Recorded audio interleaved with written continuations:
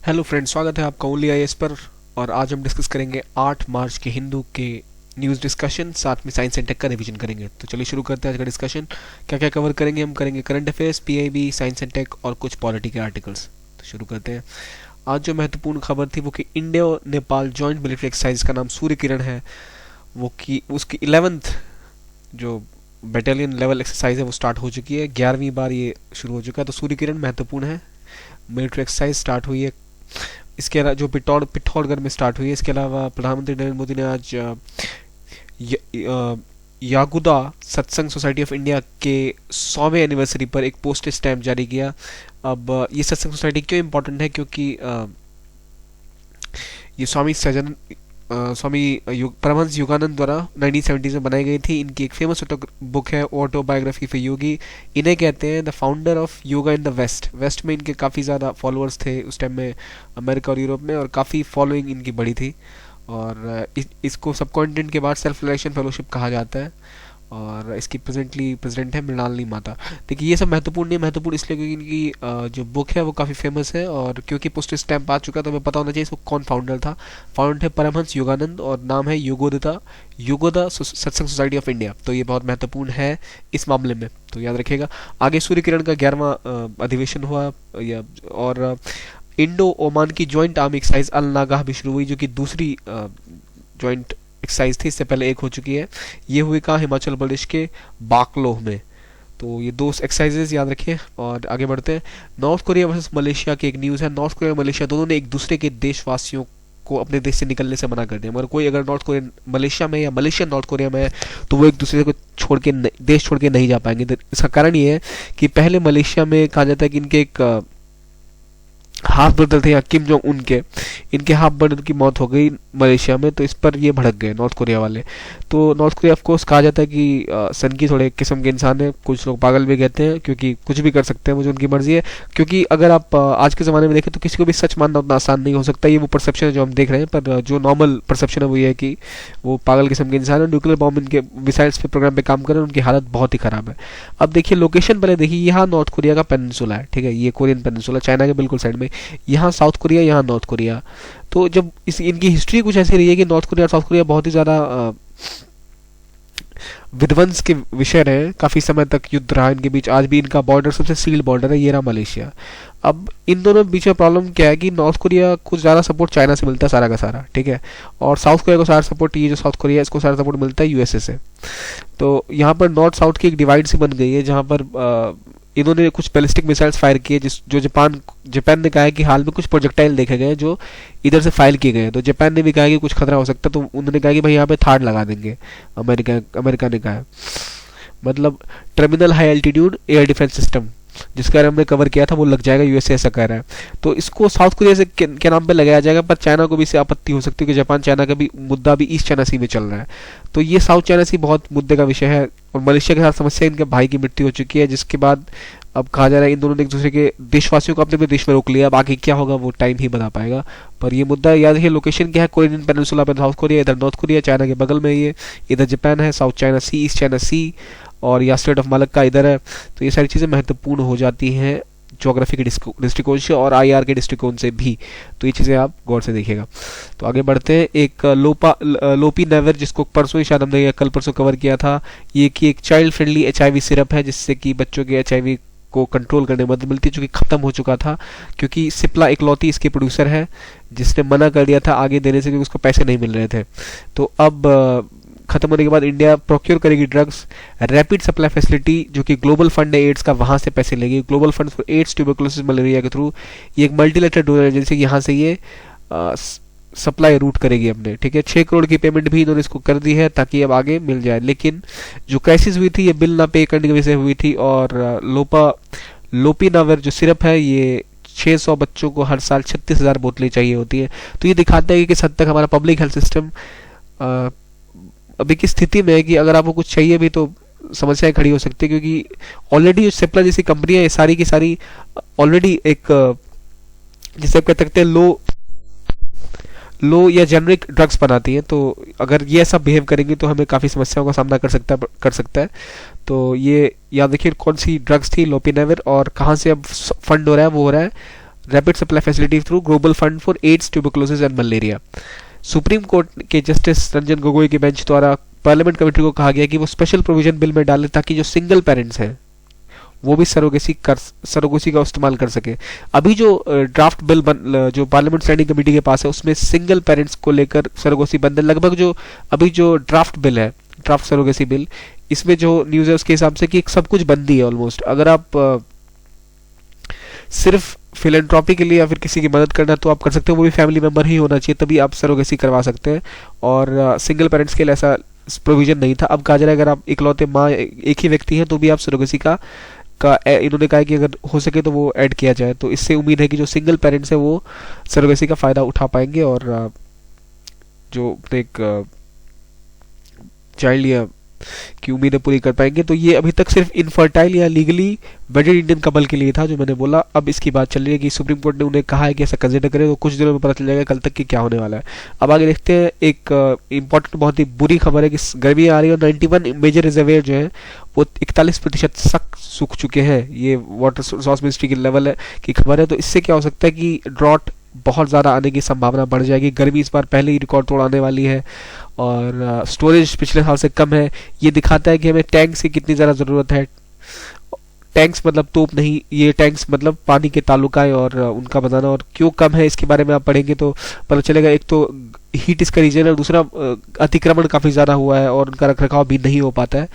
तो ये एक मुद्दा है। तो 41% कैपेसिटी से कम में चल रहे हैं। और साउथ के तो 5 में से 4 राज्यों में पानी की स्टोरेज बहुत कम है, पिछले साल से भी कम है। साउथ में से ज़्यादा क्योंकि वहाँ पेनिनसुलर रीजन है। पेनिनसुलर रीजन की नदियों में साल भर पानी नहीं रहता है, तो वहाँ पानी की और समस्याएं रहती हैं। तो इन चीज़ों को ध्यान में रखना ज़रूरी है। एक खबर ये भी है कि सीएजी जो है वो जल्द ही ऑडिट करेंगे कि डिमोनेटाइजेशन की वजह से क्या क्या समस्याएं ये है, उसकी पूरी ऑडिट सीएजी तो रखी जाएगी। तो कितना खर्च और क्या क्या चीज़ों के साथ, तो इसके ऑडिट के बाद कुछ तथ्य आ सकते हैं आगे। ये भी देखने वाली न्यूज़ होगी मेंस के पर्सपेक्टिव से। आगे देखिए, एक न्यूज़ है कि आपका जो मेंबर है एम्प्लॉय प्रोविडेंट फंड के, वो अपने पैसे एनपीएस में डाल सकते हैं और रिटायरमेंट सेविंग के, और ये बिल्कुल भी टैक्सेबल नहीं होगा। तो पहले जानिए एनपीएस क्या है। इससे एनपीएस से पहले इंडिया में सिस्टम था डीबीटी, मतलब डायरेक्ट बेनिफिट ट्रांसफर होता था, जो पेंशन स्कीम का होता था। पर अब आप एनपीएस के थ्रू, आपका कंट्रीब्यूटरी है ये पेंशन सिस्टम, जहां आप अपने सब्सक्राइबर अपने पैसे जमा करते हैं अकाउंट में, जिसमें आपको प्राण नंबर मिलता है और आप उसका यूज करके एक जो भी रिटर्न मिलेगी आपको बाद में पता चलेगा। और इस खास बात ये एनपीएस में कि हर आदमी के पास एक अपना खुद का अकाउंट नंबर होता है, जिससे वो चेक कर सकता है कि उसके पैसे कहाँ इन्वेस्ट हो रहे हैं और क्या क्या उस पर रिटर्न मिल रहा है। तो ये एक एडवांस सिस्टम है एनपीएस का। और अब जो अकाउंट जो प्रोविडेंट फंड में लोगों के पैसे हैं पीएफ में, वो मेंबर्स एनपीएस में डाल सकते हैं और ये टैक्सेबल नहीं होगा। रिटायरमेंट बेनिफिट जो पीएफ में लोगों के हैं। तो ये एक छोटी सी न्यूज़ थी, एनपीएस जानने के लिए जरूरी था ये। आगे देखते हैं हेल्प, मतलब हाइड्रोकार्बन की जो नई पॉलिसी इंडिया ने बनाई थी, इसको लेकर हेल्प, पहले ये नेल्प थी, ठीक है। तो इसमें क्या इंपॉर्टेंट पॉइंट्स है ये देखते हैं। ये इसलिए न्यूज़ में क्योंकि इंडिया ने हाल ही में मिनिस्टर ने एक स्पीच में इसका नाम लिया था। तो देखते हैं क्या क्या इंपॉर्टेंट फीचर्स है। इंपॉर्टेंट फीचर्स है कि एक सिंगल यूनिफॉर्म लाइसेंस होगा एक्सट्रैक्शन एक्सप्लोरेशन के लिए। ओपन एकरेज पॉलिसी है जिसमें कि इन्वेस्टर इंटरेस्टेड ब्लॉक में डाल के और सीधा बिड राउंड के बाद एक्सप्लोरेशन कर सकते हैं। और रेवेन्यू शेयरिंग मॉडल आसान है। और कॉन्ट्रैक्ट पीरियड के अंदर आप पूरे जब तक कॉन्ट्रैक्ट में तब तक एक्सप्लोर कर सकते हैं। जीरो रॉयल्टी रेट दी हुई और वेटेज दिया हुआ है फिस्कल प्रोग्राम शेयर को। ओएल पे कोई सेस नहीं है, कस्टम ड्यूटी का एग्जाम्पशन दिया गया है। तो कुछ चीज़ें बहुत महत्वपूर्ण है हेल्प की, इसको आप रिवाइज कर लीजिए। ये एक सिंपल खास बात ये कि सिंगल है एक्सट्रैक्शन के लिए और एक्सप्लोरेशन के लिए, पहले दोनों के लिए अलग अलग हो जाता है लाइसेंस। एक लाइसेंस लीजिए, एक्सट्रैक्शन कीजिए, एक्सप्लोरेशन कीजिए और रिसर्च भी कीजिए उस पर। तो ओपन एग्रीज लाइसेंसिंग जो है इसके द्वारा आप इंटरेस्टेड ब्लॉक्स में सीधा बिडिंग के बाद आप काम स्टार्ट कर सकते हो। जब तक आपका लाइसेंस है तब तक आप कर सकते हैं। तो ये काफ़ी बेहतरीन माना जा रहा है। और दो जो इंपॉर्टेंट पॉइंट्स थे इसके कि इसमें पूरा जो सेडेंटरी बेसिन है वो इन्वेस्टमेंट के लिए खुल गया, न सिर्फ डोमेस्टिक बल्कि फॉरेन प्लेयर्स के लिए भी, जो कि इन्वेस्टर फ्रेंडली और एडमिनिस्ट्रेटिव रिजीम है। तो ये हेल्प की पॉलिसीज है जो एक बार आप देख लीजिए, करंट अफेयर्स में कहीं ना कहीं होगा ही आपके पास नोट्स बने हुए जो महत्वपूर्ण मेंस के नजरिए से। प्री में भी क्वेश्चंस आ सकते हैं, इसलिए आपको पता होना चाहिए हेल्प में क्या नया है जो हेल्प में नहीं था। देखिए करंट अफेयर्स में ज़्यादा कुछ था नहीं। 2 आर्टिकल्स बहुत महत्वपूर्ण है वुमेन्स को लेकर और एक और है आईटीएल में जो आप उस वीडियो में देख सकते हैं। तो चलिए शुरू करते हैं साइंस एंड टेक, जिसमें अब स्पेस टेक का शायद ही आखिरी वीडियो हो, क्योंकि हमने इसरो कवर कर लिया है पूरा का पूरा, नासा भी हो चुका है। और आज जो ईएसए और नासा के जॉइंट वेंचर्स है या जो एक जक्सा का है वो सारा कवर करेंगे हम। तो आज स्पेस टेक खत्म हो जाएगा। इसके बाद हम साइंस एंड टेक में जो बायोटेक्नोलॉजी या फिर कुछ जो पिछले 6-7 महीने के करंट अफेयर्स टॉपिक्स है वो खत्म करेंगे, 2 दिनों के अंदर साइंस एंड टेक खत्म हो जाएगा। तो उसके बाद हम देखते हैं क्या स्टार्ट करें। तो अभी हम करेंगे आज नासा और ईएसए में जो बचा है, स्पेस एक्स हम कल कर चुके हैं। शुरू करते हैं। एक सोफिया सबसे पहले शुरू करते हैं। सोफिया की full form stratospheric observatory for infrared astronomy. तो देखिए सीधी सी बात है, इंफ्रारेड एस्ट्रोनॉमी है तो इंफ्रामेडिकल फील्ड में करेगा काम ये, ठीक है। और ये एयरबोर्न ऑब्जर्वेटरी है, मतलब एक प्लेन में लगा हुआ है ऑब्जर्वेटरी, और ये टेलीस्कोप वहां पे लगा हुआ है और पूरे आसमान में उड़ के आपको एक पूरी लोकेशन देता है। इससे पहले ये काम कुइपर एयरबोर्न ऑब्जर्वेटरी थी वो करती थी, इसके बाद सोफिया वाली आई है। ये क्या करेगी, स्ट्रेटोस्फेयर से ऊपर के रीजन में जाके आपको पूरा बताएगी क्या क्या इंफ्रारेड ऑब्जर्वेशन वहाँ पर हो रही है। 12 किलोमीटर के ऊपर तक अल्टीट्यूड पे जाता है ये। और ये आपको वाटर वेपर के रीजन से ऊपर होता है, जिसकी वजह से इंफ्रारेड वेवलेंथ जो जमीन पर नहीं पहुंच पाती उनको भी कैप्चर करके ये आपको एक होलिस्टिक व्यू दे सकता है। एयरक्राफ्ट किसी भी पॉइंट पर सरफेस को ट्रेवल कर सकता है, ये इसकी खास बात है। तो सोफिया कुछ नहीं है, एक स्ट्रेटोस्फेरिक ऑब्जर्वेटरी है। नाम अगर आपको याद है तो ये क्लियर है, देख लीजिए क्या है ये। ऐसे प्लेन में होता है ये और ये आपको पूरा डेटा दे पाएगा।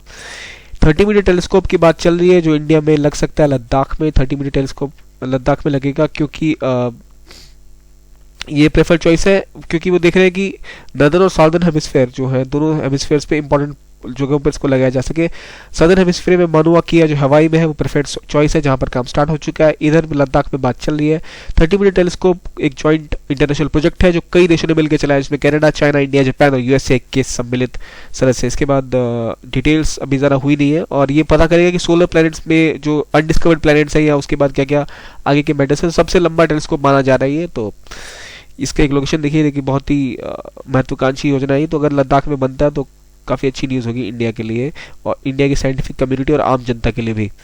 तो देखिए पॉइंट ये है कि जो टेलीस्कोप कौन कौन से है, सोफिया क्या है, 30 मीटर टेलीस्कोप क्या है, बेसिक नॉलेज है तो आपको मेंस प्री में आंसर निकल जाएगा। और मेंस में तो ऑफकोर्स आप इन सबको जोड़ के एक आंसर बना ही सकते हैं। रोसेटा एक यान था जिसमें एक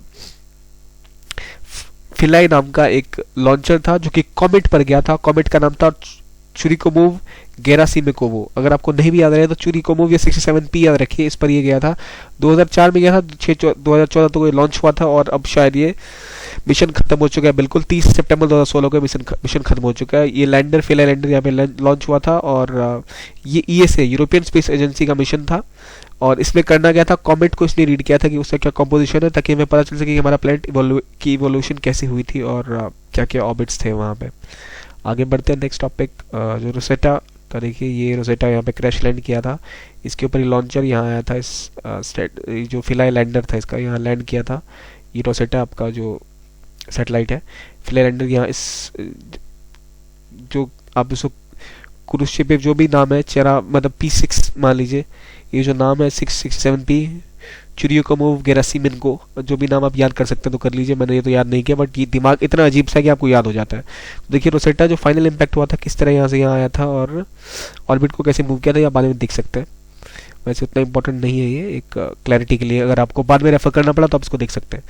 नेक्स्ट ये रहा फिलाई लॉन्चर जो कि गिरा था उस कॉमेट पर। मैं उम्मीद कर रहा हूँ कि आपको पता है कॉमेट क्या है, अगर नहीं पता तो आपको एक बार जाकर नेट पर चेक करना चाहिए। एक और मिशन था न्यू शील्ड जो कि ईएसए का ही था। न्यू शील्ड जैसे पता है ये न्यू शील्ड है। न्यू मतलब नियर अर्थ ऑब्जेक्ट्स जो कि अर्थ की प्रॉक्सिमिटी में मतलब आसपास है, जैसे मीटेरॉइड्स, एस्ट्रॉइड्स या फिर कॉमेट्स जो कि आपके एरिया में घुस के आपकी तबाही मचा सकते हैं। तो उनके लिए शील्ड एक मिशन चलाया गया था। तो एस्ट्रॉइड क्या होते हैं, जो मीटियोर स्ट्रीम या फिर मीटियोर शॉवर जिसे कहते हैं वो ला सकते हैं। अब न्यू शील्ड के 2 मिशन थे 1 और 2। ये डिटेक्ट करता है, ट्रैक करता है उन चीज़ों को जो अर्थ के आसपास आ सकते हैं, जो अर्थ के ऑर्बिट में घुस के आपके लिए थ्रेट बन सकते हैं। 2012 में स्टार्ट हुआ था, 2015 में एक और मिशन छोड़ा गया। 2012 वाला खत्म हो चुका है। ईएसए का नासा भी इसमें ज्वाइन कर चुका है एक और मिशन लेके। तो देखिए न्यू शील्ड बहुत सिंपल सी बात है कि बाहरी उससे जो भी आपके अर्थ पे घुस सकता है उसको रुकने का मिशन है न्यू शील्ड, नियर अर्थ ऑब्जेक्ट शील्ड। तो अर्थ के आसपास देखिए एस्ट्रॉइड बेल्ट जो आती है वहां से कुछ कॉमेंट आते हैं, कुछ बाहर के हैं। अब कुपियर बेल्ट से जो कि नेपच्यून के बारे में, वहां से तो कुछ आएगा नहीं। तो जो इस अर्थ या फिर मार्स, वीनस, इस रीजन के बीच में जो भी आ रहा है तो उसको ये रोकने के लिए सक्षम हो सकता है। इस पर कार्य चल ही रहा है अभी, क्योंकि ये हमेशा चलता ही रहेगा। और एक ये हायाबूसा मिशन है। हायाबूसा को आप याद कर सकते हैं। हायाबूसा एक बहुत ही बेहतरीन मोटरसाइकिल है। अगर आपने धूम देखी है तो उसमें जॉन अब्राहम हायाबूसा बाइक चला रहे होते हैं जस्ट फॉर जॉनज, तो उस हायाबुसा से आप इस हायाबुसा को जोड़ सकते हैं। इसके 2 मिशन चले, हायाबुसा 1 और हायाबुसा 2, जो कि एक कॉमेट पे गया था, जिस कॉमेट का नाम था इटुकावा, जिसने एनालिसिस किया था कि ये भाई कैसे करता है, क्या इसका सिस्टम है। और ये मिड सितंबर 2005 में गया था, और हायाबुसा ने एस्टेरॉयड की topography, colour, composition, density, history सब चेक किया था, और सैंपल लेके अर्थ पे आ चुका था 2010 में। अब हायाबुसा 2 जाने वाला है या फिर जा चुका है, और अभी स्मूथली रन कर रहा है हायाबुसा 2। ये हायाबुसा 2 की तस्वीर है। एस्ट्रॉयड एक्सप्लोरर है ये, एस्ट्रॉयड एक्सप्लोरर जो एस्ट्रॉयड के बारे में पढ़ता है। तो आज हम बेसिकली एस्ट्रॉयड और कॉमेट के बारे में पढ़ रहे हैं। तो एक बार रिवाइज करेंगे तो क्लियर हो जाएगा। हायाबुसा नाम से ही क्लियर है किसका है, जापान का है, जो जेक्सा उसकी स्पेस रिसर्च ऑर्गेनाइजेशन है उसका। अब एक ईबेक्स जो इंटरस्टेलर बाउंड्री एक्सप्लोरर है, जो नासा की सैटेलाइट है, जो कि सोलर सिस्टम का मैप बनाएगी सोलर सिस्टम और इंटरस्टेलर स्पेस के बीच में। इसमें इलेक्स सेंसर, इलेक्स हाई नाम के सेंसर्स लगे हुए हैं, जो कि बेसलाइन बताएगी कि जो ये डिटरमाइन करेगी कि आपकी बाउंड्री क्या है सोलर सिस्टम की। और 2013 तक ये हो चुका है ऑलरेडी। अब हबल टेलीस्कोप एक और जो एक जिसे कहते हैं कि एक बहुत ही महत्वपूर्ण चीज़ है हमारे स्पेस टेक्नोलॉजी और इतिहास को देखा जाए तो 1990 में नासा ने ये छोड़ा था। इसमें भी ईएसए का योगदान था साथ में। और ये इनकी फ़ोटो खींचता था, स्टार या ट्रैवल पे गया नहीं, फ़ोटोज़ खींची उसने, बहुत सारी भयंकर भयंकर फ़ोटोज़ खींची। और इसने जिसे कहते हैं एक पूरा हॉराइजन खोल लिया स्पेस रिसर्च के लिए। और ये जब 2009 में इसका मिशन समाप्त हुआ तो बहुत ही जिसे कहते हैं भावुक क्षण था ये नासा के साइंटिस्टों के लिए। तो हबल टेलीस्कोप देख लेते क्या था ये हबल टेलीस्कोप। इसने बहुत सारी तस्वीरें खींची जो आगे जाके डेटा रिप्रेजेंटेशन में बहुत काम आई। बहुत बड़ा मिशन था ये। तो आज का साइंस एंड टेक इतना ही है। अगर आप कोई पॉइंट है साइंस एंड टेक का, स्पेस टेक का, जो आपको लग रहा है हमने कवर नहीं किया, मतलब जो कवर करना चाहिए टेक रिलेटेड है, जिसमें आप चाहते हैं कि हम कवर करें, तो आप छोड़ सकते हैं कमेंट सेक्शन में वो वेबसाइट पे जाके। अदरवाइज हम कल से बायोटेक स्टार्ट करने वाले हैं और करंट अफेयर्स वाले टॉपिक्स जो 2 दिन तक चलेंगे शायद, फिर साइंस एंड टेक खत्म हो जाएगा। अब देखते हैं पॉलिटी में आज डीपीएसपी का डिस्कशन करेंगे। कल डीपीएसपी मैंने आर्टिकल वैसे बताए तो नहीं, लिखी दिए ऑलरेडी, आपको रटना ही है वो। तो डीपीएसपी की देखिए प्रॉब्लम क्या है ये देखते हैं। देखिए डायरेक्टिव प्रिंसिपल क्या है, वो पार्ट 3 में है और डीपीएसपी पार्ट 4 में। दोनों में हमेशा एक जंग सी रही है, क्योंकि throughout the history of Indian judgement को लेके कि देखिए ये कहता है नेगेटिव लिबर्टी पॉजिटिव लिबर्टी का 2 कॉन्सेप्ट है। फंडामेंटल राइट्स कहता है स्टेट को अपनी हद में रहना चाहिए। जैसे आपको आर्टिकल 19 है, मतलब क्या, आपको freedom to speech and expression है, वो कैसे मिलेगा, स्टेट पंगा ना ले तो, बाकी लोगों को भगा के रखे पर खुद भी आपका वो हनन ना करे। या फिर article 21 right to life, protection तो देगा ही पर वो आपको और भी प्रोटेक्ट करे। आर्टिकल 14 इक्वलिटी का अधिकार, स्टेट किसी को प्रेफरेंस ना दे। तो इन चीज़ों में स्टेट को थोड़ा बहुत रुकना है। और जो पॉजिटिव लिबर्टी का कॉन्सेप्ट होता है, ये कहता है कि स्टेट को आके इंश्योर करना पड़ेगा कि सबको रोजगार मिले, सबको पैसे मिले, सबको न्यूट्रिशन मिले। ये उतना काम का नहीं है, इसको छोड़ दीजिए आप, ठीक है। तो बेसिकली डीपीएसपी में योगदान स्टेट का बढ़ जाता है। तो हमेशा रहता है कि इंडिविजुअल के राइट या फिर सोसाइटी के राइट, जनता का भला या फिर सिंपल एक आदमी के इंडिविजुअल राइट्स की बात की जाए। तो अब देखते हैं क्या होता है ये। देखिए चंपाकरम दोराराजन केस बहुत महत्वपूर्ण है इस मामले में। इसमें क्या हुआ था कि इस केस में 1950s का केस है, जब इंडिया की लोकसभा शायद बनी हुई तब का केस है।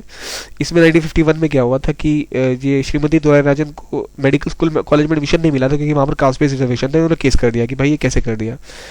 तो चंपाकरम दोराराजन केस में पहला अमेंडमेंट आया था इंडियन कॉन्स्टिट्यूशन में, इसलिए बहुत महत्वपूर्ण है ये। सुप्रीम कोर्ट ने इनके साइड में वर्डिक्ट दिया था कि आप फंडामेंटल राइट्स का हनन नहीं कर सकते। तो एक अमेंडमेंट करके इन्होंने कहा था कि जो भी चीज़ एक बड़े तबके के विकास के लिए है, सोशली इंपॉर्टेंट है, तो आप उसमें फंडामेंटल राइट्स नहीं लगा सकते। उसके बाद सज्जन सिंह केस हुआ था, जहाँ इन्होंने कहा था कि स्टेट गवर्नमेंट कुछ भी, सेंट्रल गवर्नमेंट कुछ भी कर सकती है। अब बात ये कि कन्फ्लिक्ट कहाँ कहाँ आया था। आर्टिकल 16(2) जो कहता है कि, और आर्टिकल 46। 16(2) कहता है कि आप इक्वलिटी का अधिकार है, ठीक है, पब्लिक इंस्टीट्यूशन में नौकरी हुआ या कहीं भी हुआ। और 46 कहता है कि आपको सोशल बैकग्राउंड को भी बचाना है। तो आर्टिकल 37 कहता है कि जो डायरेक्टिव प्रिंसिपल है वो एनफोर्सेबल नहीं है। सुप्रीम कोर्ट ने कहा था अगर एनफोर्सेबल नहीं है तो मतलब फंडामेंटल राइट्स आपको इंश्योर करना पड़ेगा, सबको मिले, मौलिक अधिकार सबको मिलना चाहिए। उस दिन की जजमेंट थी ये दोराराजन केस में। उसके बाद इन्होंने एक बिल पास किया, एक पहली कॉन्स्टिट्यूशनल अमेंडमेंट आई कि अगर आपको समाज का भला एक वृहद स्तर पे किया जा रहा है तो आप फंडामेंटल राइट्स को नकार सकते हैं। उसके बाद सज्जन सिंह केस आया, शंकरी प्रसाद केस में यही बातें कंफर्म होती चलेगी। जो शंकरी प्रसाद केस है ये इंपॉर्टेंट है, एक बार देख लीजिएगा, जिसमें कहा इसने केस किया था कि भाई कॉन्स्टिट्यूशन का अमेंड कैसे कर सकते हो तुम। तो फिर सुप्रीम कोर्ट की जजमेंट आई थी कि वो कुछ भी कर सकते हैं, कॉन्स्टिट्यूशन के साथ अमेंड भी कर सकते हैं, सब कुछ कर सकते हैं, क्योंकि आर्टिकल 13 में लॉ की बात की है, ना कि अमेंडमेंट की। तो ये एक पॉइंट था शंकरी प्रसाद केस में। फिर 1967 में गोलकनाथ का केस आया वर्सेस स्टेट ऑफ पंजाब। इन्होंने कहा था कि भाई मेरी ज़मीन ले ली। तो यहाँ पर एक एक जैसे कहते हैं 11 जजेस का जजमेंट था और एक लैंडमार्क जजमेंट थी कि भाई फंडामेंटल राइट सर्वोपरि है, आप इसको कभी नहीं छीन सकते। तो इससे सरकारें हिल गई। फिर गवर्नमेंट क्या करेगी, उन्होंने एक और अमेंडमेंट बिल लाया 1971 में और आर्टिकल 13 और 368 को अमेंड कर दिया, जहाँ पे उन्होंने लिखा कि जो लॉ है उसमें अमेंडमेंट एक्ट का मतलब नहीं कि लॉ से आप नहीं बना सकते, पर कॉन्स्टिट्यूशन को अमेंड कर सकते हैं ऐसी चीज़ करके जिससे कि आप एफआईआर ले सकें, मौलिक अधिकारों को हनन कर सकें, ऐसी बात करी गई। उसके बाद फिर केशवानंद भारती केस आया, जहाँ उन्होंने कहा कि भाई तो आप ऐसा नहीं कर सकते कि आप पूरी तरह से मौलिक अधिकारों को ही हटा दें। तो इन्होंने कहा था कि आप अमेंडमेंट कर सकते हैं। देखिए केशवानंद भारती केस को डिटेल में पढ़ना पड़ेगा आपको कि गोलकनाथ केस वो केस था जहाँ पहली बार स्टेट और सुप्रीम कोर्ट और गवर्नमेंट सीधा आमने सामने थी, क्योंकि चंपाकरम द्वारा राज्य में तब तक लोकसभा आई नहीं थी। तो ये पहला मामला था जहाँ आमने सामने टकराव हुआ था दोनों का। उसके बाद केशवानंद भारती केस में पहली बार ऐसा हुआ था जब पार्लियामेंट ने अपना अधिकार प्रकट किया था वहाँ की। हाँ, केशवानंद भारती केस में ये बात आई थी कि जो क्लॉज था वो ये कह रहा था कि आप आर्टिकल 31C लगा के बेसिक स्ट्रक्चर को टच नहीं कर सकते हैं। सुप्रीम कोर्ट ने कहा था कि 31C का जो प्रोविजन है पहला वाला वो ठीक है, पर दूसरा हटाना पड़ेगा। दूसरा क्या कह रहा था 31C में कि आप जुडिशियल रिव्यू को हटाने की बात कर रहा था। थोड़ा सा कॉम्प्लिकेटेड अगर हो रहा है तो मैं फिर क्लियर करूँ। 3 केसेस हैं, आप कर लीजिए, चंपाकरम द्वाराराजन, उसके बाद गोलकनाथ, उसके बाद केशवानंद भारती। केशवानंद भारती केस, गोलकनाथ केस के बाद गवर्नमेंट 2 अमेंडमेंट लेके आई थी 31B और C, जिसके तहत उन्होंने कहा था कि आप जा ही नहीं सकते जुडिशियल रिव्यू के लिए। पर केशवानंद भारती केस में उन्होंने कहा था कि आप पावर जुडिशियल रिव्यू नहीं ले सकते क्योंकि ये बेसिक स्ट्रक्चर है, ठीक है। और 14 सेकेंड अमेंडमेंट एक्ट के तहत उन्होंने कोशिश की कि 31C लाया जाए कि आप DPSP कोई भी स्पेसिफाइड पर्सन हो, पार्ट 4 का कुछ भी, आप उसको नहीं रोक सकते। इस अमेंडमेंट के थ्रू क्या हुआ कि पार्ट 4 के अंदर जो भी आता है आप उसको रोकने के लिए, फंडामेंटल राइट्स के लिए आप नहीं जा सकते कोर्ट। पार्ट 4 के अंतर्गत को पूरा करने के लिए कोई भी लॉ अगर पार्लियामेंट लाती है तो आप कोर्ट नहीं जा सकते। ये जजमेंट आई केशवानंद भारती केस के बाद, ये पार्लियामेंट ये बिल लाई, ये अमेंडमेंट लाई। पर मिनर्वा मिल्स केस में आके कोर्ट ने फिर इसको बंद कर दिया, कहा कि आर्टिकल 31 के C के थ्रू आप डायरेक्टिव प्रिंसिपल को अप्लाई नहीं कर सकते, ठीक है।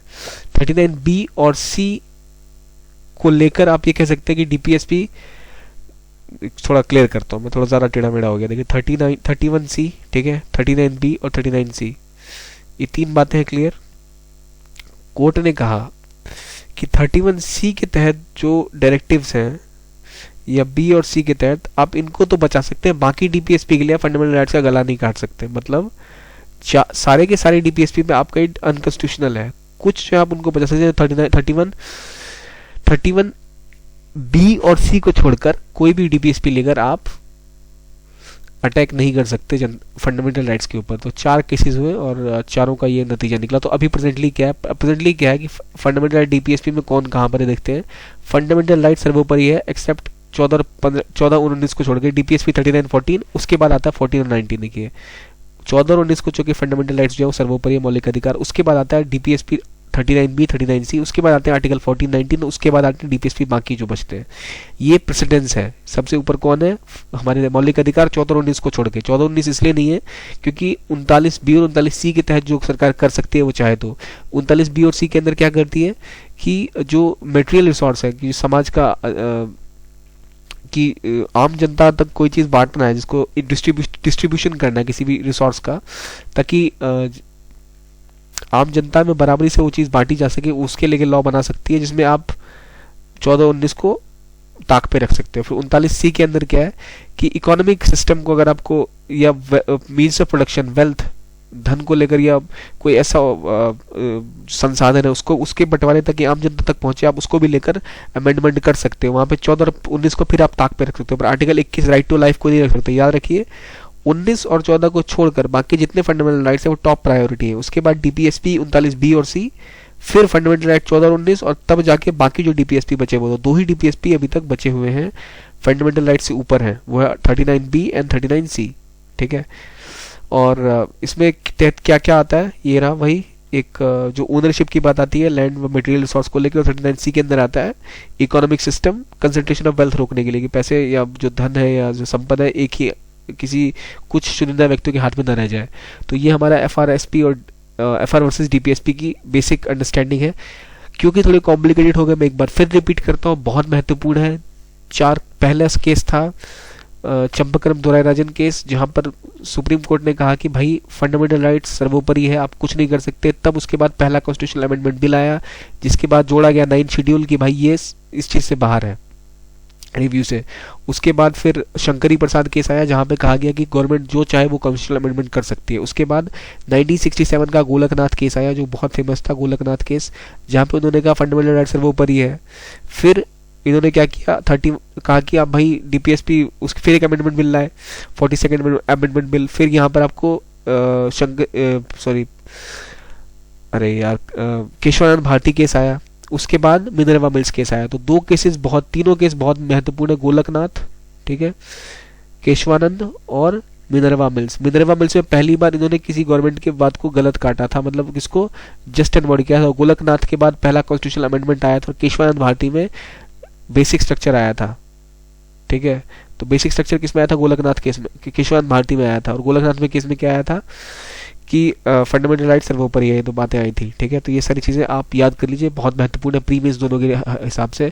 अगर डाउट्स है तो आप फीडबैक में डाल सकते हैं वेबसाइट पर कहीं भी।